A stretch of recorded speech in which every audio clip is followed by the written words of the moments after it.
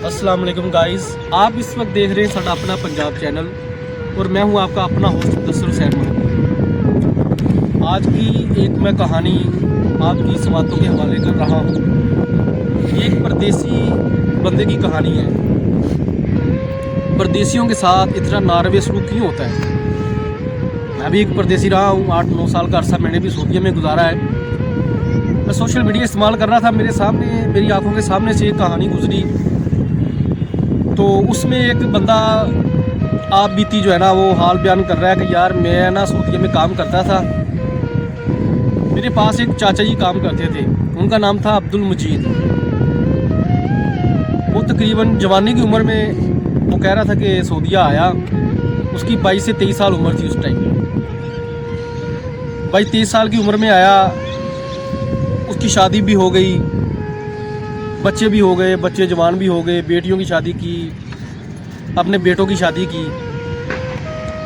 लगभग वो बता रहा था कि चाचे की उम्र जो है ना, चाचे अब्दुल मजीद की तकरीबन कोई 65 साल के करीब पहुंच गई। तो जब 65 साल का हुआ तो कह रहा है एक दिन मैं ड्यूटी से घर आया तो देखता हूँ कि चाचा अब्दुल मजीद बड़ा खुश है। उसने सामान पैक किया है, अपना बैग तैयार किया है, साफ़ सुथरे कपड़े पहने हैं, बड़ा खुश मिजाज। मैंने पूछा चाचा जी आज बड़े आप खुशबाश लग रहे हैं, बताइए क्या माजरा है? वो बताने लग गया कि यार मैंने तकरीबन 30-35 साल सऊदीया में गुजार दिए हैं। अब मेरे बच्चे जवान हो गए हैं। मेरा दिल करता है कि मैं ना पक्का जो है ना इधर से कैंसिल हो के ना पाकिस्तान चला जाऊँ। तो वो बंदा कह रहा है चाचा जी इस तरह करें, अब कैंसिल ना जाएं, आप जो है ना वीज़ा लगवा के छुट्टी चले जाएं।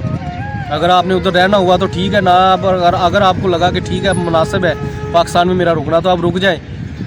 अगर आपको लगे कि नहीं अब मुझे सऊदीया जाना ही बेहतर है तो आप फिर वापस आ जाए। वो खुशबाश अब उधर से फ़्लाइट ली, पाकिस्तान पहुंच गया।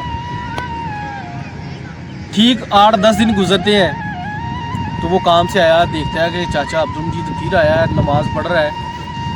ये तो पक्का पाकिस्तान गया था, लेकिन ये फिर वापस कैसे आ गया? उसने वजह दरियाफ्त की।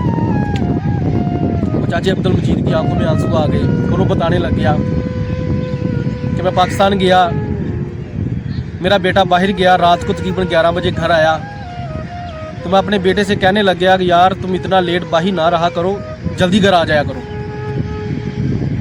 तो वो आगे से बड़ा बेटा उसको क्या जवाब देता है? कहता है कि अब्बा जी आप पाकिस्तान आए हैं, ठीक है आप इज़्ज़त के साथ रहें, आप हमें रोका रोकी ये टोकना ये हमें पसंद नहीं है, और ना मुझे आप रोके टोके, मुझे पता है मेरे हाथ में बेहतर क्या है। चाचे अब्दुल मजीद की सारी हसरतें टूट कर चकनाचूर हो गई उस टाइम। और फिर वो कहने लगा कि एक दिन 4-5 दिन मेरा बेटा घर रहा। उसका दोस्त आया, उसे पूछता है कि आप यार बाहर क्यों नहीं आते? कह रहे कि यार मेरा बाप जो है ना सऊदीया से पाकिस्तान आया हुआ है, एक दफ़ा ये पाकिस्तान से होके चला जाए, इससे जान छूट जाएगी, फिर मैं बाहर घूमने आऊँगा। जब ये अल्फाज उसने अपने कानों से सुने तो उसका दिल अंदर से फट गया और वो खून के आंसू रोने लग गया।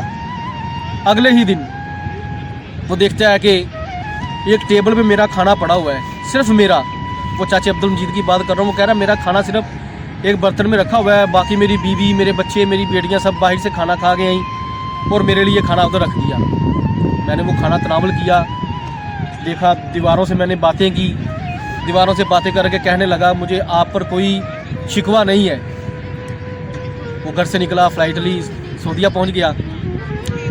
सऊदीया पहुंच के वो उसको बताने लग गया कि इस तरह मेरे साथ माजरा हुआ है। और वो बंदा भी खून के आंसू रोने लग गया। वो कहने लग गया कि जो परदेसी होते हैं उनके साथ ऐसे ही सलूक होता है। वो चाचा जिसने अपनी सारी ज़िंदगी अपनी औलाद के लिए, अपनी बीवी के लिए कुर्बान कर दी, उनको पैसा भेजा, घर तमीर करवा के दिया, बच्चियों की अच्छी तरह शादी की, बेटों को पढ़ाया लिखाया, उनको उनके मुकाम तक पहुंचाया, लेकिन जब वो पाकिस्तान आया तो उसके साथ क्या सलूक हुआ?